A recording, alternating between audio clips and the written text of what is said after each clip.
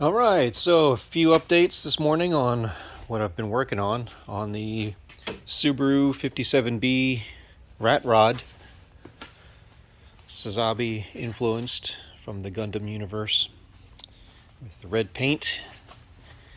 Let's see here. Um, Cooling system is pretty much hooked up on the backside here with all the hoses.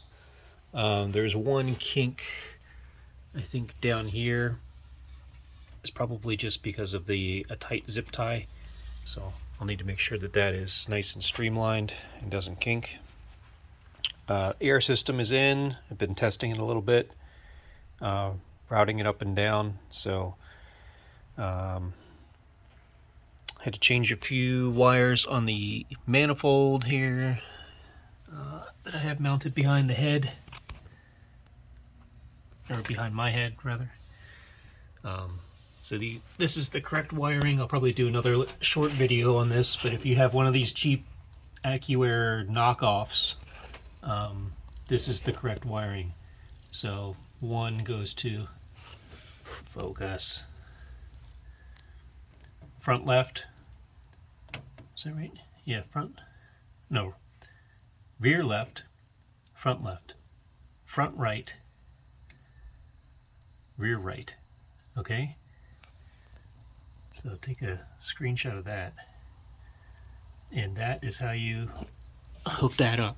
It's not according to the manual, but a lot of people complain that when they had this style switch, they complained that, the buttons were miswired.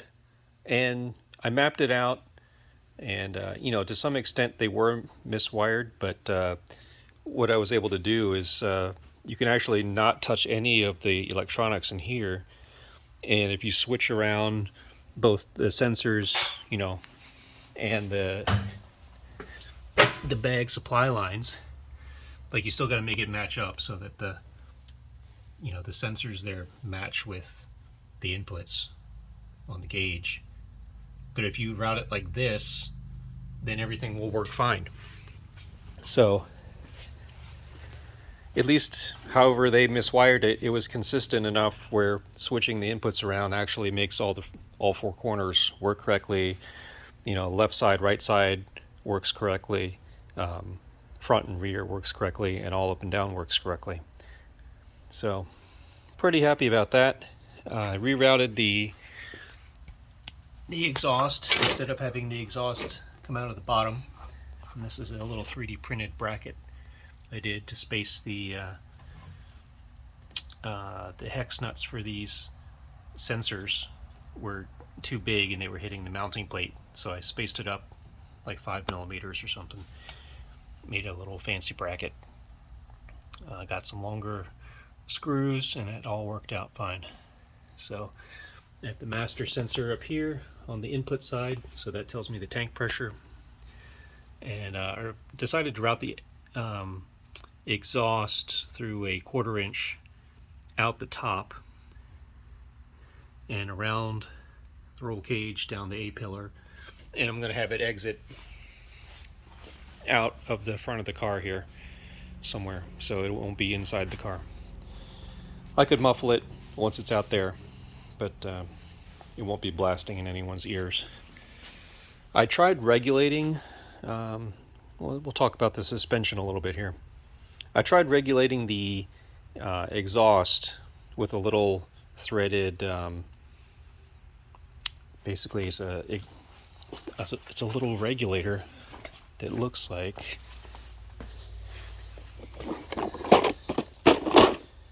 let's see,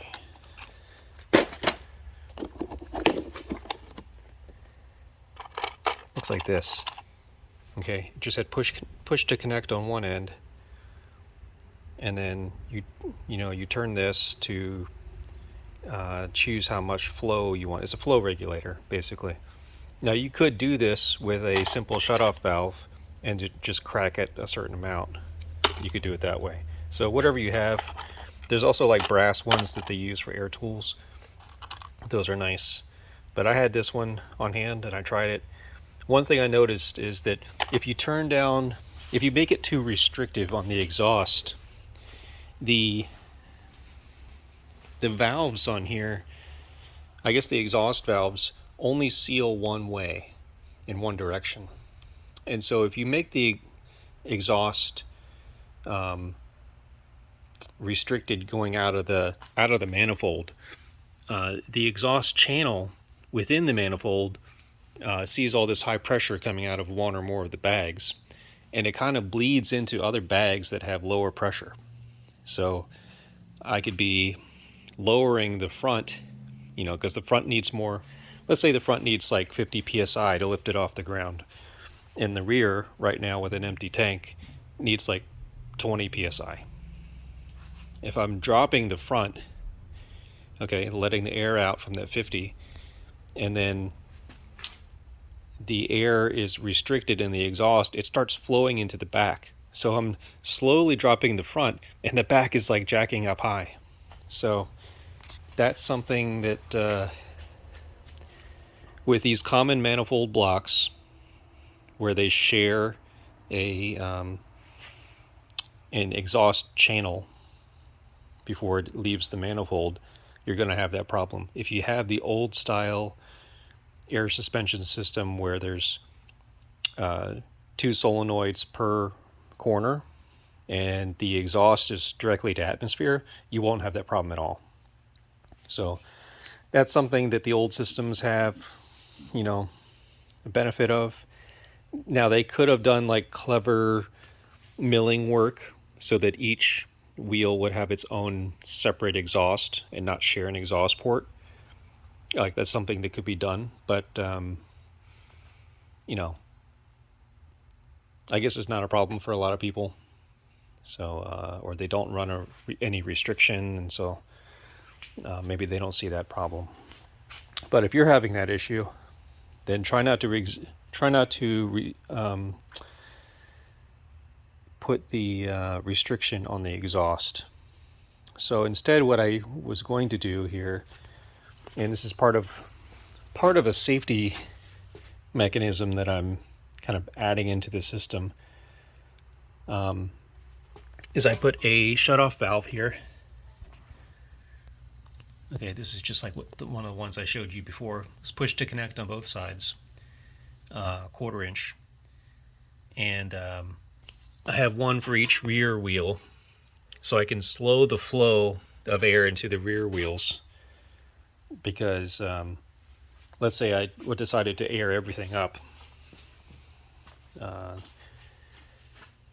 Right now, the back jumps up really violently. Not violently, it's fast, right? Compared to the front, this thing is like really fast compared to the front. So relatively speaking, 1/4 inch lines are not fast lines by any means. But relatively speaking, I got big bags. I got D2600 clones on a car that probably weighs 2600 altogether.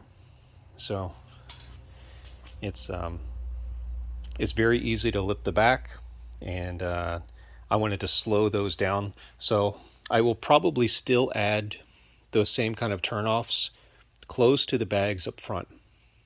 And what I'm also thinking about doing is I will have so this one is really close to the bag that's right there. Okay, and I will have a Y coming off on this side of it. A Y will come off with a Schrader valve, so that if I had to, I could shut off this bag. I could shut it off from the rest of the system and manually inflate the bag if I had to.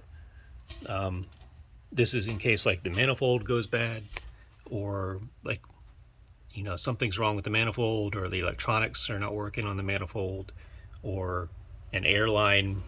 It's kind of like a fuse, because if the airline bursts anywhere along that section, I could shut this off, and with the Schrader valve I could jack the car up a little bit.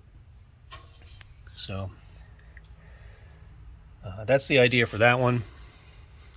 And I was going to have that on all 4 corners near the bags, so that I could manually inflate the bags in the case that something's wrong, like the air compressors don't work, or this thing goes funky. With a bike pump, I could get enough PSI to lift the car off the ground at to a ride height. Now I'll still have bump stops, so that'll still be a kind of like the main contingency. But if I ever do like shave the bump stops so that I can fully lay frame, I will need that extra ability to air up the tires in an emergency. Just to get home. I don't want to have to call AAA every time this thing like gets weird on me. Let's see. And I like that better than like shoving some wooden blocks in here somewhere and then trying to limp home. What else? Okay, so that's the air system. I just have it kind of jerry-rigged right now just so I could test it out. Obviously, none of this is going to stay like this. It's a huge mess inside. Everything is kind of zip-tied in place with... even the zip ties are like removable, reusable ones, which are really nice. So... yeah, I got that one switch panel up there. And let's see, cooling system, back to this, I got the overflow tank installed, or reinstalled rather. This is how I have been, since I don't have the compressors wired up just now, I have it just feeding off the shop air and going into here. So I just open this valve up and then, air can go in here and fill this up, and then I can play up and down with the tanks.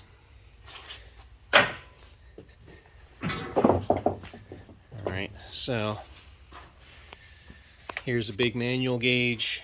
I tried 3D printing some simple little brackets to hold those T's in place. That's a 3/8 inch T's there. Got the dual Viair 485Cs. Let's see. So this is fairly accurate. This is a Amazon Vine special. Next thing I was working on was the brake lines. I hooked up the rear brake lines. I ran an extra line up here for the air horn, which will probably come off of this. It's a small air horn, and it came with like a 1/4 inch type of push to connect, so I'm just going to run a 1/4 inch to it, and it'll probably come off of up here. So I'll unscrew this and have it come off there. Now in a couple days, I think I have some water traps coming that are good for 225 psi, so whatever that is, 10 megapascals or whatever. So I'll have to redo this to incorporate water traps, but for now that's what's hooked up. Just kind of playing with the idea of where the air horn would go. So maybe somewhere down here. I will not have it that color. It'll be black or something very inconspicuous, and unfortunately I can't separate the manifold on those to like make it a little symmetric, even more hidden. But I'll kind of tuck them up out of the way where they're easy to move out of the way if I need to, and they're not going to get heated up by exhaust or in the way of anything. This is the exhaust right now for the air suspension when I air out, so you'll be able to hear it more outside the car. I got the prototyped up the transmission cooler here in the front. So this is just kind of bolted in here at the top, and right now it can swivel, but I'll have some brackets that come down here, just some simple aluminum brackets or something, come down here and support the bottom side so it doesn't rock. So that's just some simple little Macy's metal, and I first tried making something out of aluminum, but the type of aluminum that I was using from a street sign doesn't bend very well, so it kind of cracked during the bend process. So I just made it out of this 16 gauge steel. Yeah, I did a little bit more routing up here with the coolant lines. I'm not sure if this is going to be the final part of it, but I got the heater lines looped up here. It's really messy and ugly, but for now it'll do with these. So this always circulates, and then I have the steam line pumped into that to help that circulate air bubbles out. It's not the best, but it'll do. And I plugged this oil cooler one. This is plugged up. So still have to wire up the water pump, and I have to place the power steering fluid container somewhere. I'm not sure if I'll use this one, but something simple. This thing's like really awkward, so I'm sure it was perfect for where it used to go, but it kind of gets in the way of other things, and it needs to be higher than the fill port for the power steering. So kind of, I don't know. I don't like it too much. What else? So I've had the car up and down a few times. That's been exciting. I need to make a bracket off of here that goes across so that my dash cam can hook up to there.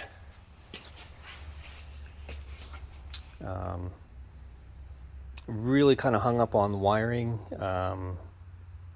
Obviously I do have the old hot rod style fuse box placed right there, but I still have this yearning for using the simple fuse boxes as well as like a universal relay box, and kind of torn because a lot of the circuitry on this one I don't need, or it's kind of weird where like there's no relay for accessories. I guess it's just running all the accessory current through the old switch, okay, to act as like a relay or something. So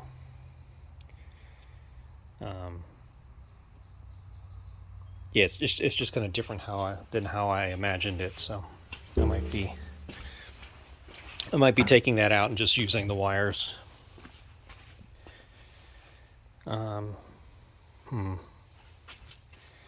What else? Okay, yeah, I took the fuel rails off.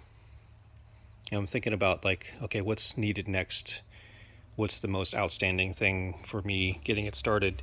And I already have the fuel pressure regulator mounted in there. It's a PQY, that cheap import brand that everyone likes. It's like Aeromotive knockoffs. But I still had the stock regulator on here. So I decided to just take these off, go all in, and here's the fuel rails. So I already kind of committed to this by grinding off I guess it's the passenger side one. It's kind of crimped in there and has an O-ring. So I ground that off with just a angle grinder gently. And then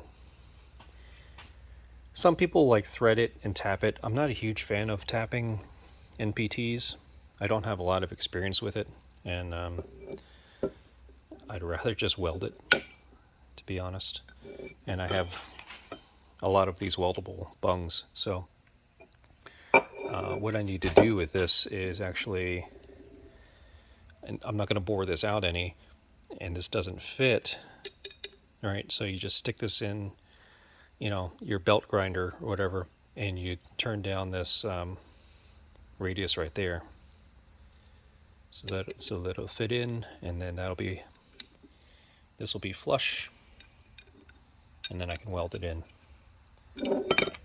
So I gotta trim my nails, and then the other side will be the same. So the other side looks a little cleaner because I didn't have to grind anything off, but it's just a little bit tight. So yeah, I'll take off whatever I need on here, just keep test fitting it, and then once it's cleaned up, I guess get the aluminum oxide layer off both sides, and then I've already rinsed this out with water. There is still an O-ring. I think this O-ring's out, but this O-ring, yeah, this O-ring's still in, but it's so far from the heated side, it shouldn't really get that hot. I heard that there also might be an O-ring behind this guy. Yeah, this is kind of like crimped over with a machine, and behind that circular plate there might be an O-ring there, but I'm really not going to mess with that. I'm really leaning towards just keeping it a pass-through fuel system, not a true dual. You know, I guess for the time being, that should be more than enough. Even the stock one is more than enough. This is just like playing with it just for the sake of playing with it. So, you know, a miniature future proofing, but I don't need to go all out where I'm like welding stuff up here and then having it just adds like a lot of clearance, not issues, but it takes up a lot of room and it looks ugly to me. Like, it might look more racy because you can see the work that goes into it, but people have these big 90-degree bends coming out the top, and now you've added like 2 inches to the height of your engine. So I think I'll just keep the stock crossover with the O-rings, and then have a input and an output, and then that output will go back to the newer FPR. So, is that it? Is that all I've been working on? I think that's about it. Yeah, I 3D printed a new TPU holder there for that.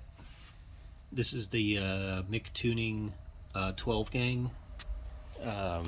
It's the P1SW, which is the wireless version, and it's the 12 gang version of that.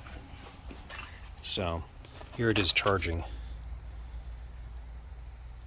but it's thinner, and it comes and it sits in that cradle in there, and it actually can charge when it's sitting in the cradle. If the cradle has USB power, then this thing could just be charging the whole time.